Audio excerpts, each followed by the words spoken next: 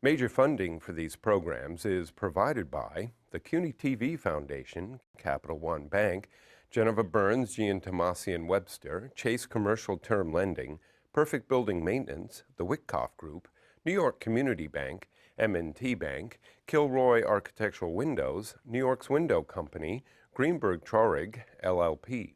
Additional funding is provided by AKA Hotels, Corman Communities, Aerial Property Advisors, Bank of America Merrill Lynch, Bank Leumi USA, Briarwood Organization, Colliers International New York City, Cushman & Wakefield, Customers Bank, DDG Partners, Dime Savings Bank of Williamsburg, Eastern Union Funding, Flushing Bank, Friedman LLP, Herrick Feinstein LLP, Hersha Hospitality Trust, Investors Bank, James D. Kuhn Real Estate Institute at Syracuse University, James Orphanides Centurion Holdings, Margolin Weiner and Evans LLP, Madison Realty Capital, Massey Knackle Realty Services, Matone Group, Meridian Capital Group, Newmark Grubb Knight Frank, New Banks, People's United Bank, Popular Community Bank, RBS Citizens Bank, SJB Properties, Sterling & Sterling, Stonehenge Partners,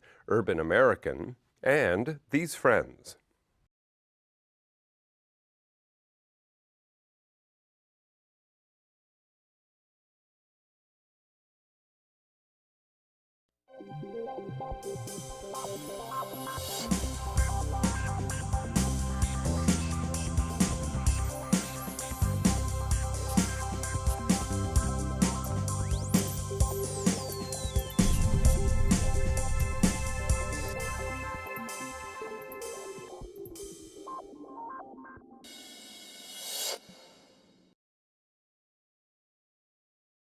They call it networking. You know, this is how businesses in New York grow and survive. But, you know, today, I'm not a master networker, but I brought the master networkers of New York City together to provide their ideas and their thoughts on networking. My guests, they include the chief innovator of hospitality, the CEO of Newman's Kitchen, my good friend Paul Neuman. Michael. Okay, the chairman, the CEO of Donnelly Mechanical, Dan Donnelly.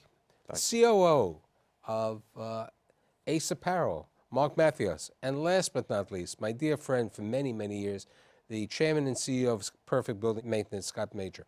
So you guys are in one networking group, you're in two networking groups and other things. New York City, you know, there's so many businesses, so many types of entities over there. How has networking, what is networking? Because certain people don't understand, you know, oh, networking is introducing you. I want you to give me a favor. I want you to introduce me. What in your mind, because you've been the president and head of membership for the Executive Association, an organization that's been in business 83 years in networking. What is networking to you?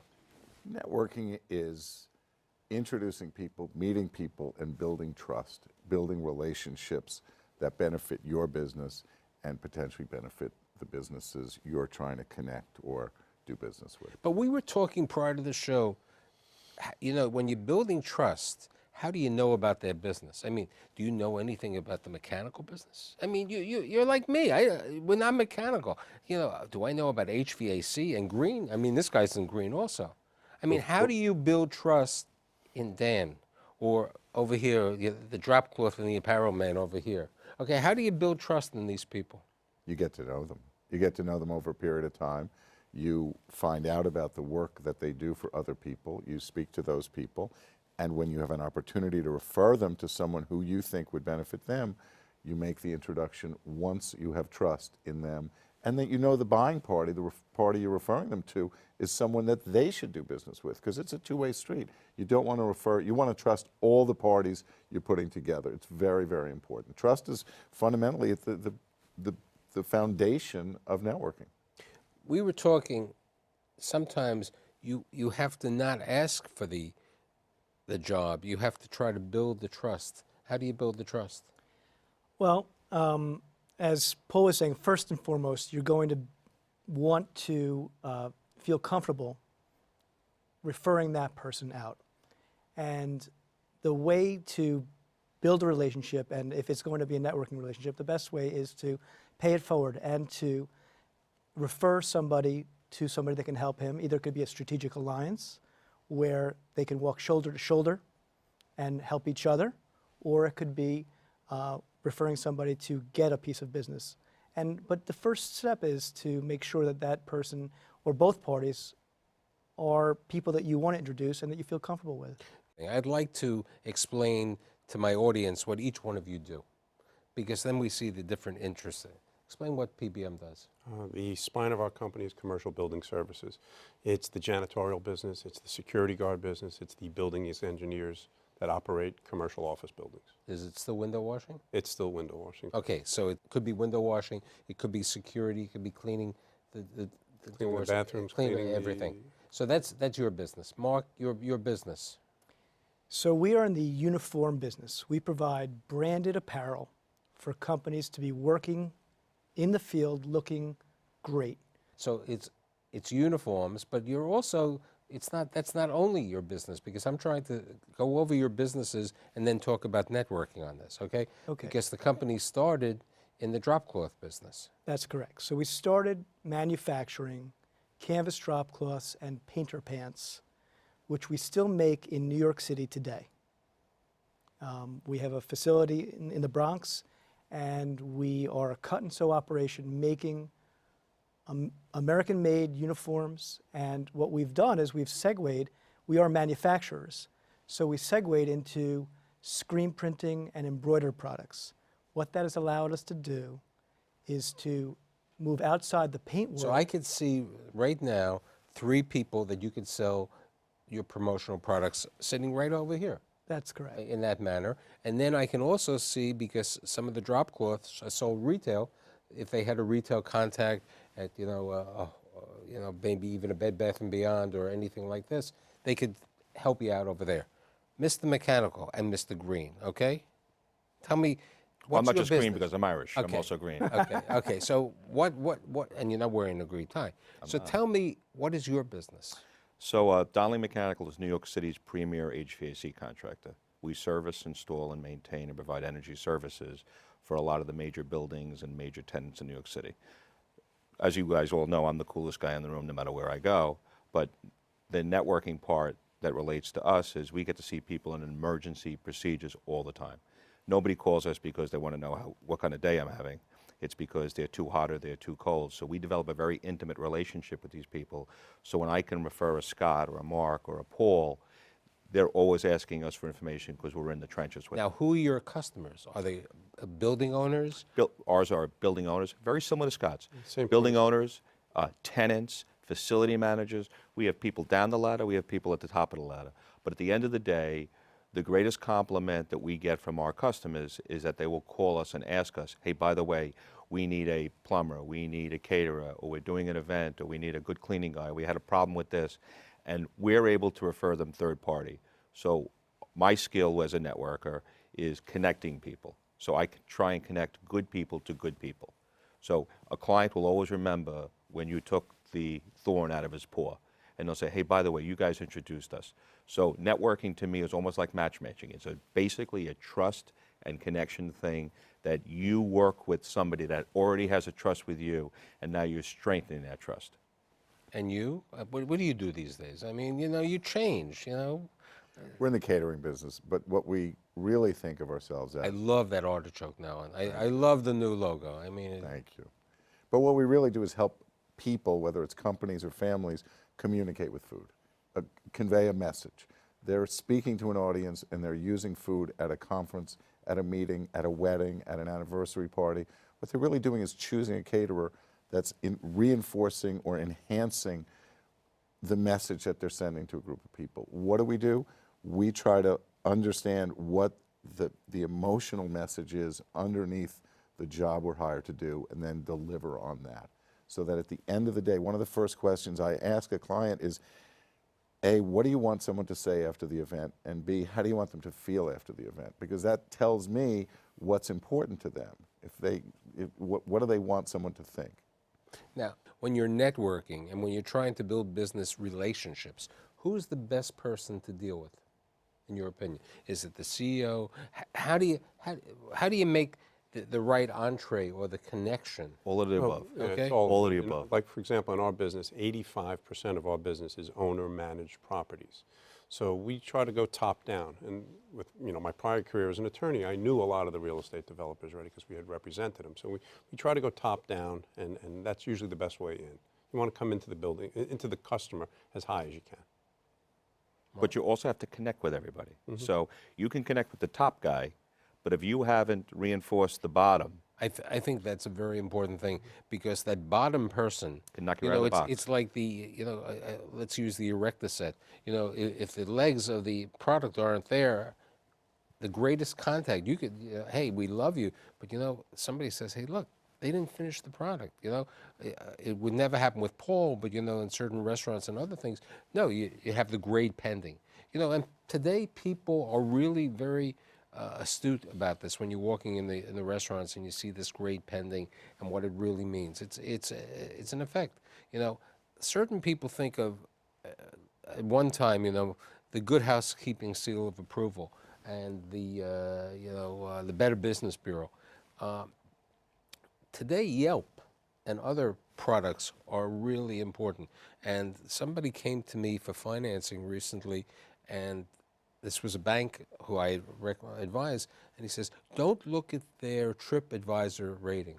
I said, why? He said, because it's terrible. I said, if their TripAdvisor rating is terrible, there's something wrong with that company, okay? And if that's the way, I'm worried about how could we make a loan to this entity over there. In terms of networking, is how much is social networking right now changing the business of networking. I think at the end of the day, there's a lot of resources that you get online, and a lot of You know something? Now you're bringing up a very interesting thing. It's okay? still the one-on-one. And that's it. I know that everyone sitting here is a member of LinkedIn. Now, up to a certain point, I don't utilize it, but certain people I know really go with LinkedIn. They find the contact, they sell them, or they call them, or they try that. Have you used LinkedIn much? I use LinkedIn if I'm going to meet with a prospect, or I have a meeting, or someone in my organization has a meeting.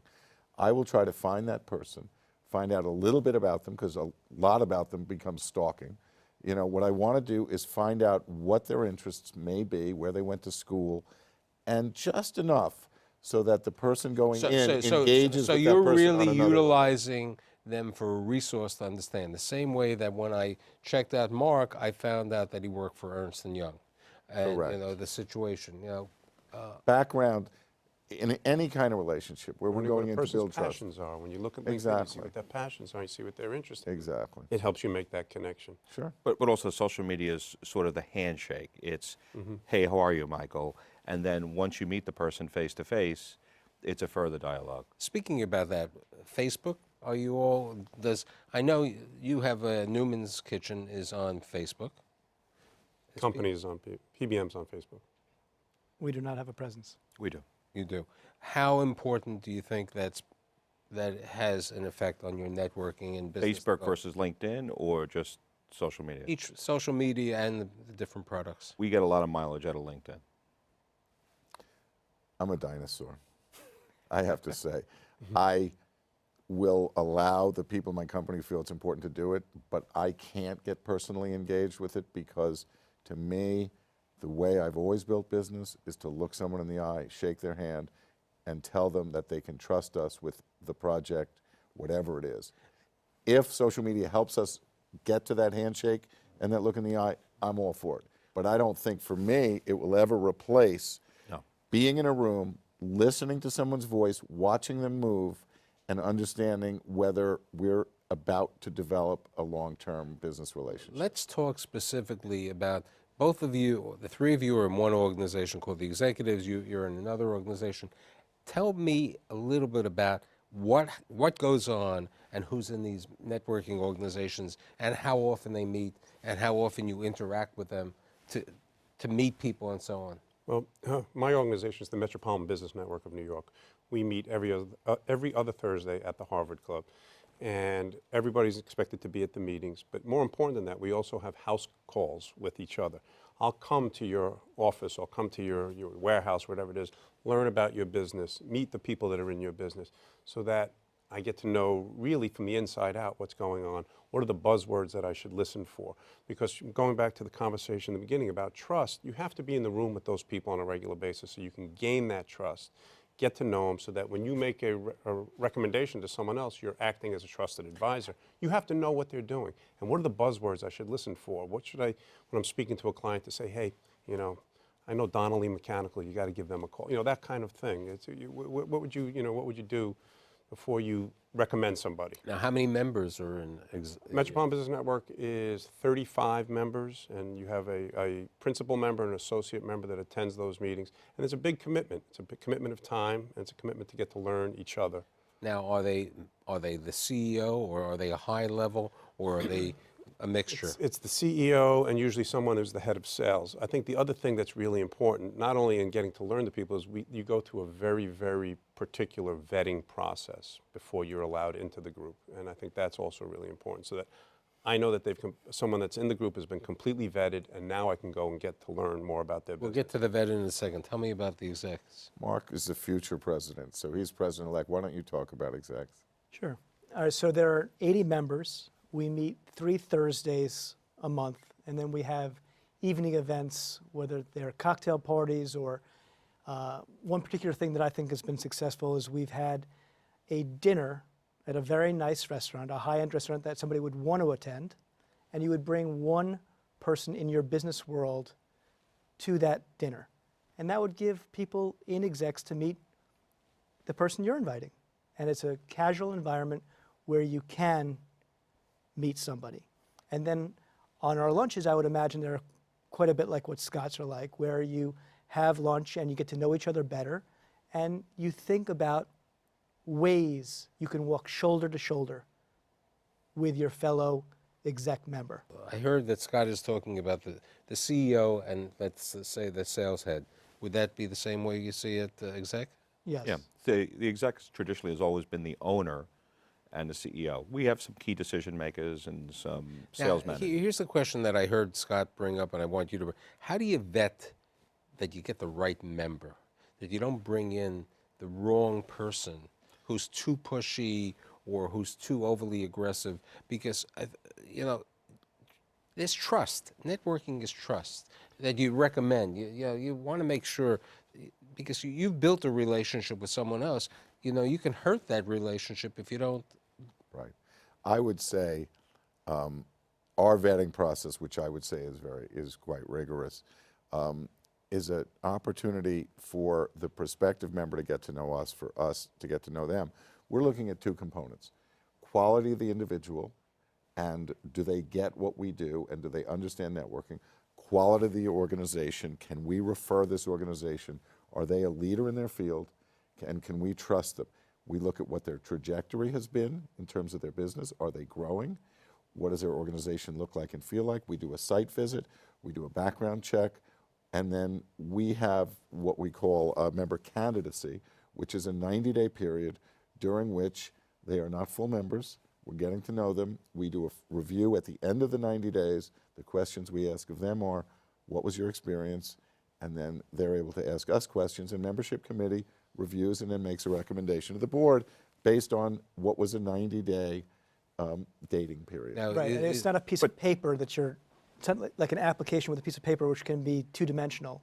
When you have a 3-month period where someone's coming to lunch 3 times in a month, he's meeting a cross-section of the organization, he's actually speaking, so you see the way he conducts himself and carries himself. Or herself. Or herself, excuse me. There are so many different businesses and so many companies. I mean, I'm assuming that there's only one kitchen catering specialist in the That's execs, right. okay? That's exactly right. There's only one cleaning maintenance in your business. The groups are non-competitive. Non-competitive. But I do notice, because when I've looked through your membership application, you do have certain, especially in the professional services business, you always have sometimes more than one accountant or more than one lawyer. How do you take care of that, especially if they're with large firms or?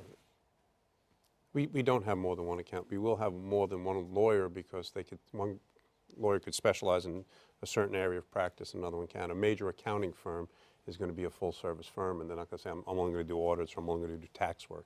So in our network, we only have one accounting firm.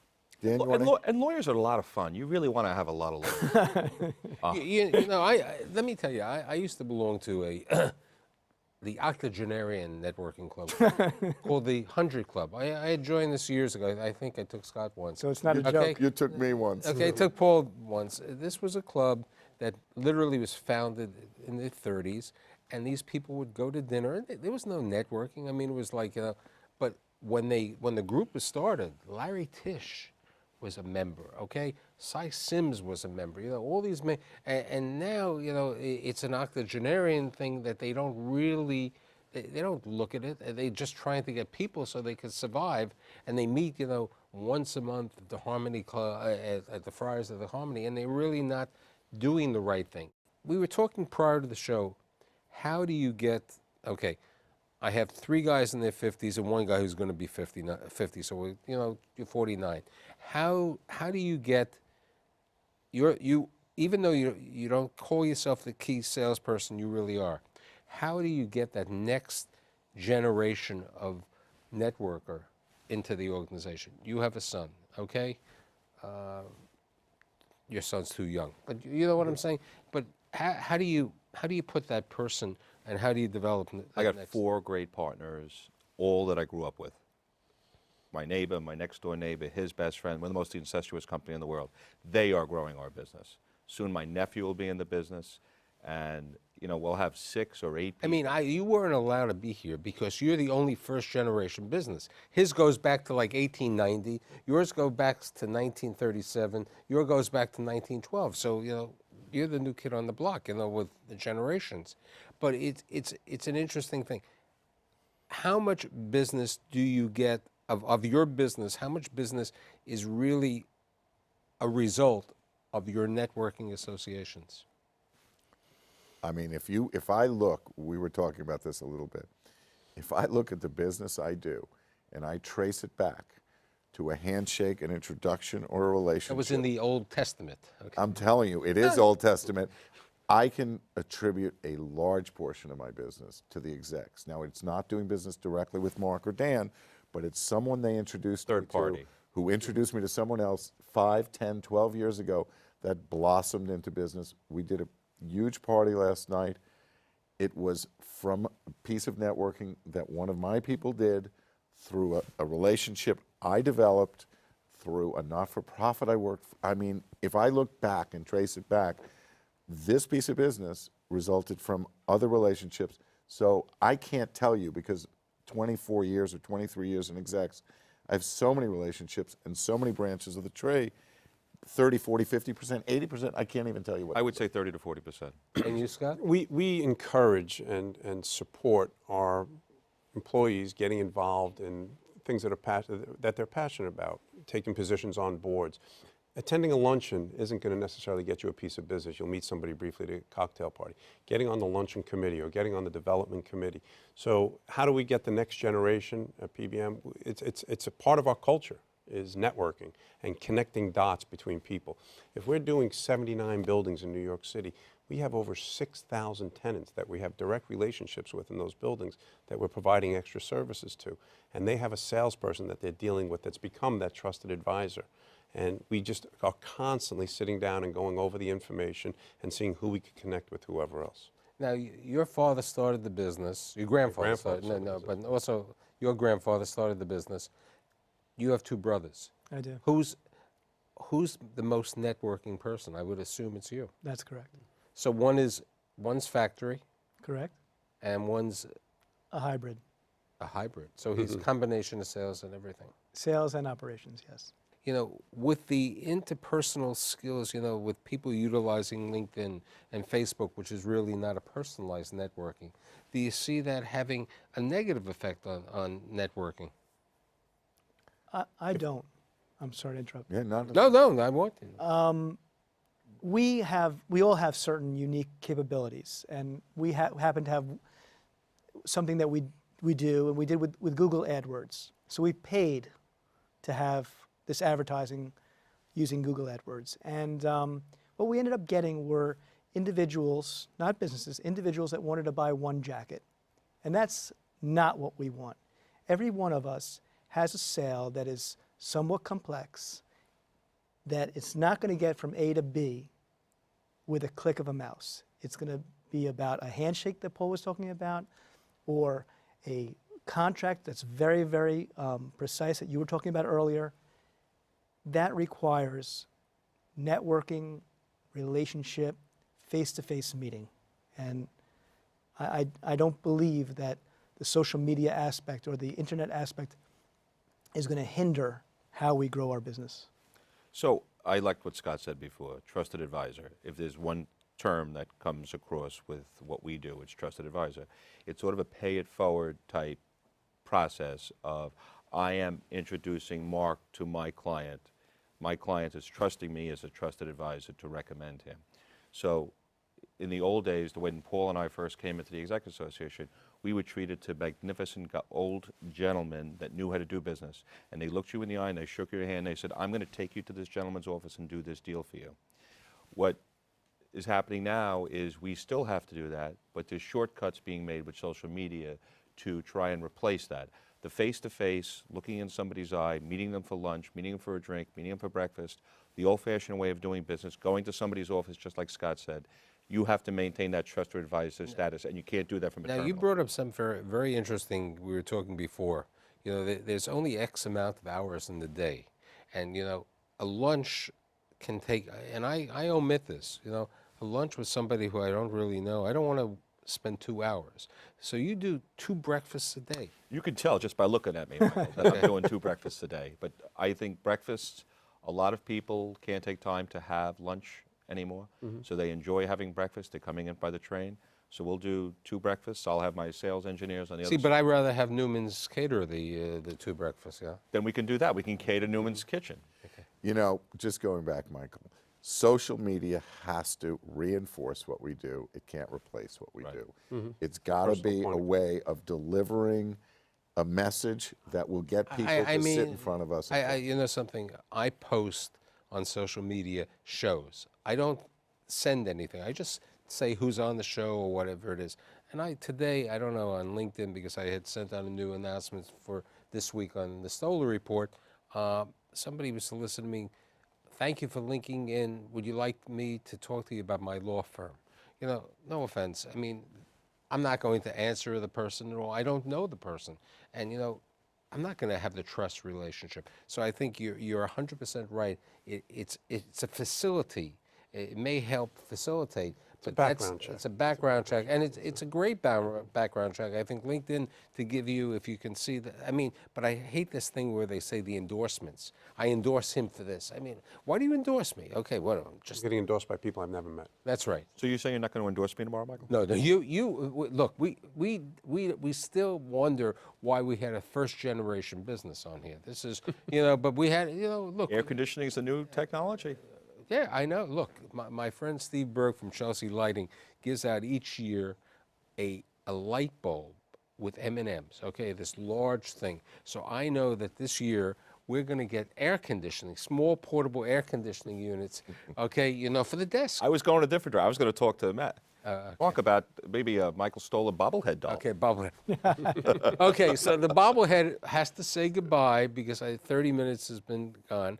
I'd really like to thank my friend Paul Neuman, Dan Donnelly, Marc Mathios, and never forget my friend Scott Major, and I'll see you next week. And you can also watch this on the app for iPad, iPhone, and Google Play. See you next week.